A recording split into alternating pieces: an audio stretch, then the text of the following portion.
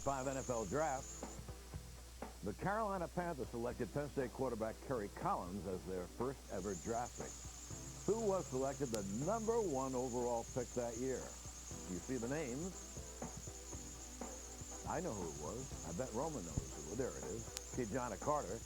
And as happens Roman so often, he has not had exactly the greatest career that a #1 draft pick in the draft should have. Well, John, first and foremost, people didn't realize that whenever he went to Cincinnati that even though he came out of college with tremendous credentials, the Cincinnati Bengals did not have the greatest of offensive lines. And then John Carter gets hurt and really hasn't fought back quite well, I don't think, from that knee injury. And also you come back to play behind an offensive line that's starting to develop since Bruce Cosler has taken over the job. You've seen this, Roman, so many years in pro football. The draft, whether it's basketball or football, especially baseball, is really a crapshoot. And there were a lot of people who did not think Kerry Collins was going to become a terrific NFL quarterback. Now, in his second year, he led a team to a 12-4 record. Tell us about Kerry Collins. Well, he's been able to fit in to way that Joe Pendry and his offensive staff would like for Kerry Collins to fit to the offense. And here in the Charlotte and the Carolina area, people thought Kerry Collins coming out of Penn State, a decent record his senior year, in fact, a great record his senior year, would be a big, strong quarterback throwing the ball downfield. And that's not what they needed or wanted here in this particular offensive style of football. The defense, the offense sort of blend, but defensively, special teams-wise, these are the two units of the club that they wanted to build the quickest, the fastest, and let the offense not make mistakes. And Kerry's had to sort of sit back and say to himself, I'm not going to get to throw the ball like some of the quarterbacks that are being able to do that out there, and maybe one day I will. And a perfect example, the 49er game in San Francisco, they don't win the game unless Kerry Collins throws the ball the way he's capable. And now people here, they know and they've seen that Kerry Collins can release it, get it downfield, and be a consistent quarterback when he has that opportunity. It is amazing, and he's kind of grown into the job.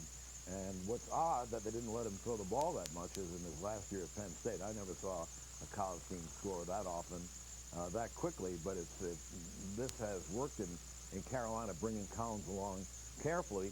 Very unusual for a quarterback to play right away unless he's playing with an awful team. Then you get a lot of playing time, like Archie Manning did, for example.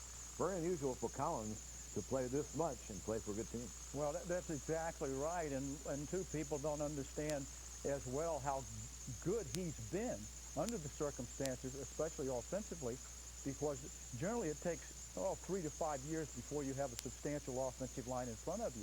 They haven't even been together 2 years. In fact, as we mentioned earlier, they haven't really had an offensive line intact from week to week because of injury, and it happens all around the league.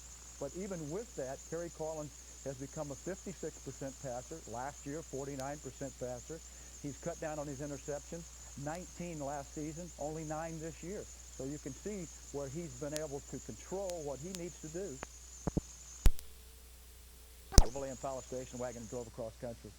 Yeah, that is a little bit different about when you talk about the money in the old days.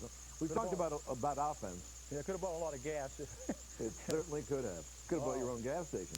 Oh, it's amazing the differences in the whole appearance of the game. Just to look at Erickson Stadium, it's self-contained. The players get breakfast, lunch, and dinner.